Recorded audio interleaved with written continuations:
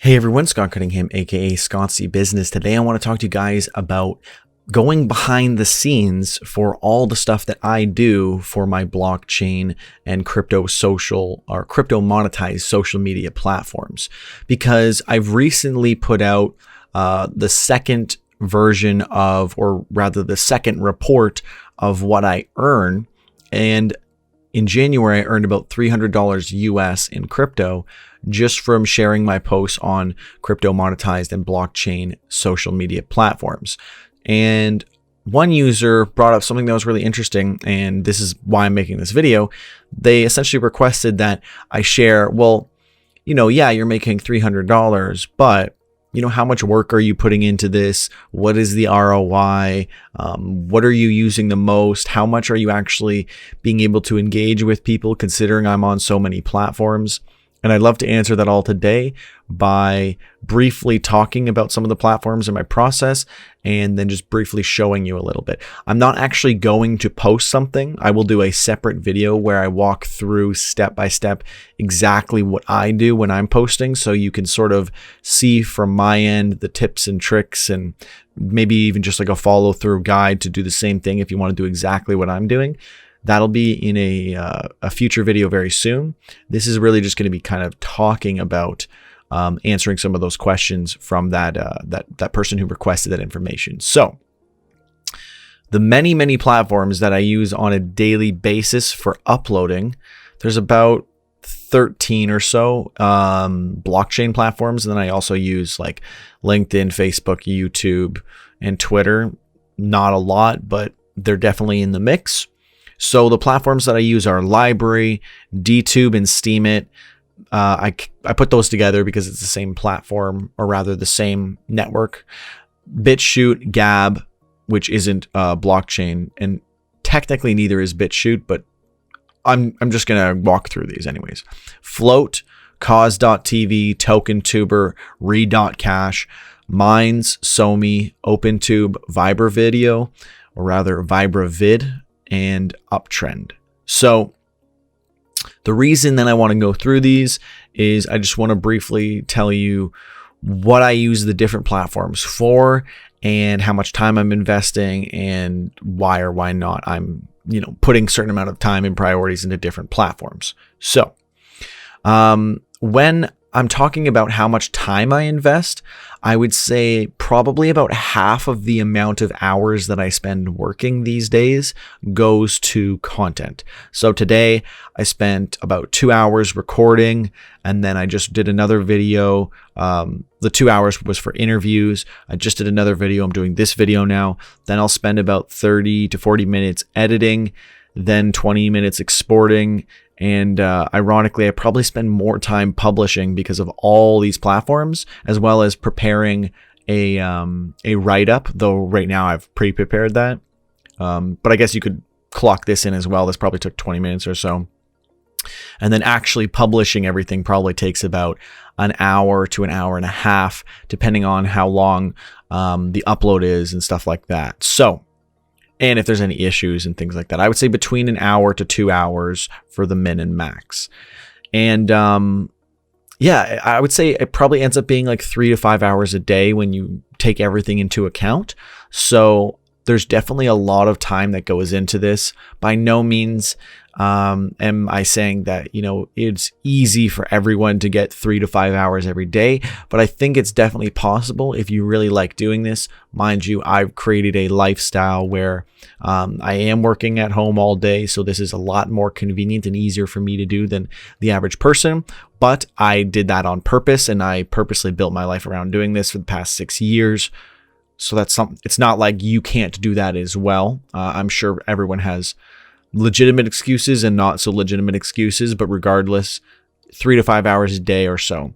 And I know realistically, most people don't want to spend more than like an hour, and they only want to use a few platforms. So that's kind of why I do different reviews and stuff like that. And as well as this, to give you more insight into the time it takes if you wanted to maybe try to tackle everything. But I'm releasing a new comprehensive review very soon that gives my take on all the platforms in existence and gives you my top recommendations so that you can easily narrow it down to the best ones for you. What do I use the most? So what I use the most frequently, I mean, to be fair, I use every platform when I post, and that actually takes up a good chunk of time. In terms of how much time I spend browsing and just using the platform, learning about things on the platform, and responding to, my audience and stuff like that, I would say what I use the most is DTube, Library, Float, Minds, Sawme, and Uptrend. And it's really just because they have the most activity going on. I'll use a platform if I get a notification and I have to go to respond to a comment. I'm pretty quick about it because I'm usually here anyways, so it's not that hard for me to do. But those are the platforms that I probably spend the most time on just because I've got the most interaction. It's not like the other platforms are worse, so to speak. It's just that the most interaction and engagement is happening on these platforms. How engaged am I?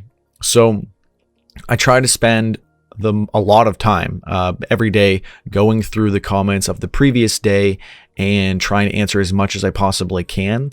I think I'm really best at responding on Float, Sawme, DTube. Sawme is a little harder because you don't get mentions yet, but that's coming out very soon, and that's going to make it a lot easier to have comment threads and stuff like that. On Library, I am active on there, but it's really challenging to interact with other people because there's no notifications whatsoever for comments. So it's very, very challenging to know whether or not someone has commented yet. But once we get that, it'll make it much, much easier to be way more engaged and interacting with other people on Library. Minds doesn't see a lot of engagement these days, so that's definitely on the downtrend, but there's still some activity going on, so I definitely try to check it when I can.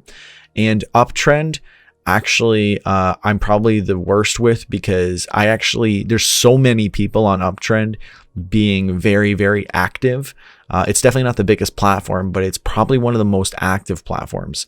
And I actually tend to get overwhelmed with the amount of comments I get on Uptrend. And so yeah, Uptrend's really good for comment interaction.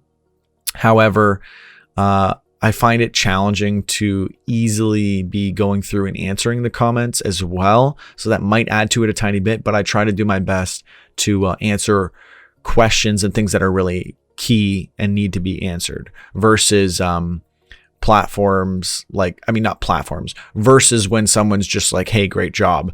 I don't always respond to that, but if someone has a direct question, I will. Also, one that I forgot to actually add to this list that I'm reading from here is PublishOX, because PublishOX is also a platform that I use really frequently too. PublishOX is really, really good for comments because they set a minimum character count. So a lot of the comments are usually pretty thoughtful and, actually written out well versus just nice exclamation point or a smiley face or something like that. Because I think they have 15 or 16 characters, something like that, but enough where you have to type at least a few words to be able to comment. So, I've definitely had a good experience with all those platforms, and that's where I'm the most engaged. Again, mainly because that's where I get the most engagement as well. And it's easier for me to track on those platforms and keep up with those because I get notifications because they have apps or whatever it might be.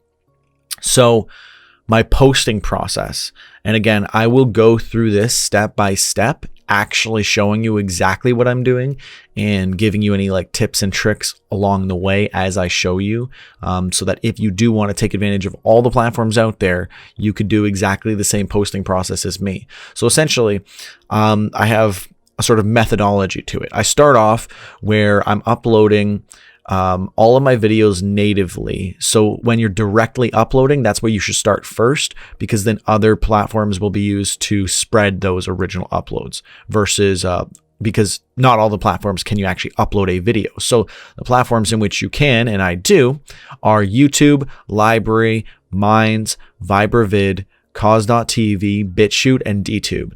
Now, whether or not you can upload to other platforms, typically that might be possible, but typically the restrictions on the video are so small, size wise or time wise, that it's not as relevant for me. So I don't usually bother. I usually use those other platforms as a way to just spread the message of the original ones that I'm posting. And typically it's best to just go with one.